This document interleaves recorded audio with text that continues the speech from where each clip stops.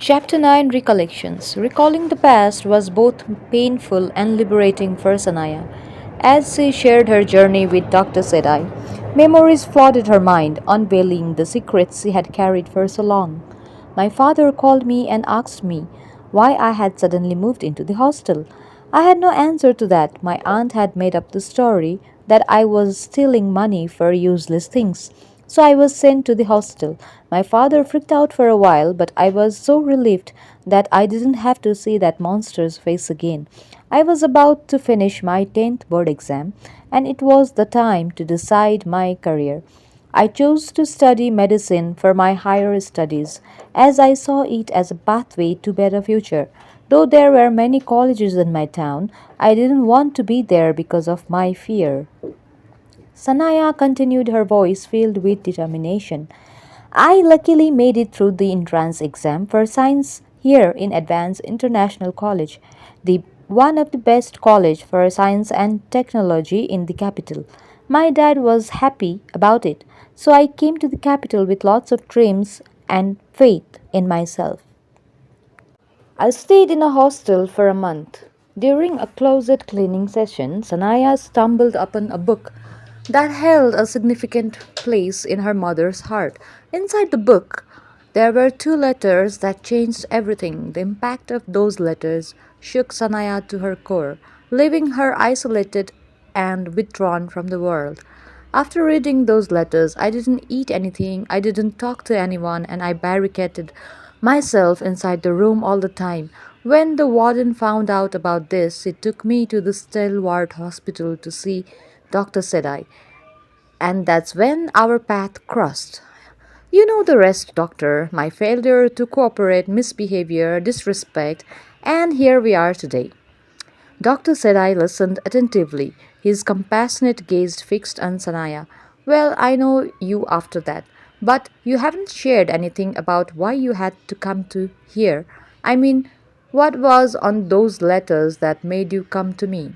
Sanaya took a deep breath, gathering her thoughts before she replied, actually, doctor, it was something I kept hidden within me. Beside my mother, no one knows about it.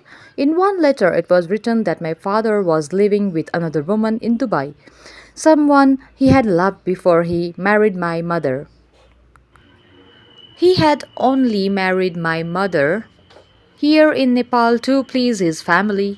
In fact, if I think about it now, I realize my mother was never truly his wife because their marriage was illegal. My mother is actually the second wife, and I was the unwanted child. My father doesn't know that I know all these facts.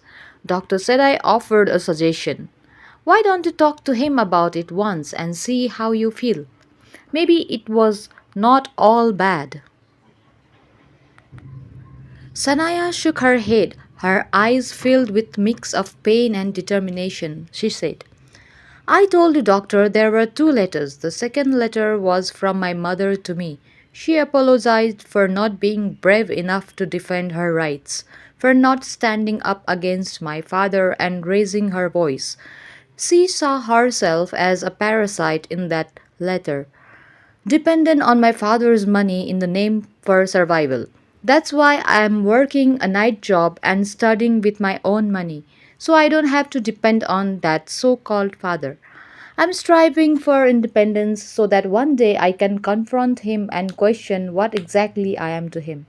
I want to raise my voice against these actions, something my mother never did. You know, doctor, I'm so relieved that I have revealed all my secrets that I kept only to myself. I'm trying to trust people around me. I'm starting to enjoy my life as well. All thanks to you, doctor.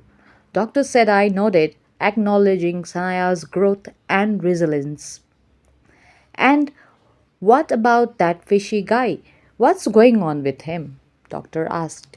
Sanaya smiled faintly, a glimmer of hope in her eyes. Nothing much, doctor. We are good friends, but I feel safe and comfortable around him. Though there are no conclusions on this, I think I need to figure out my feelings soon. Doctor said I reflected on their therapy journey, feeling a sense of fulfillment. Okay, Sanaya, that concludes our therapy sessions. But remember, if you ever want to discuss or consult anything, my doors are always open. And my phone is always reachable. Always remember that forgiveness is the best way to free yourself from everything negative in this world. Because life is too short to harbor hatred or love someone so much that your heart hurts. Sanaya nodded. Gratitude etched on her face.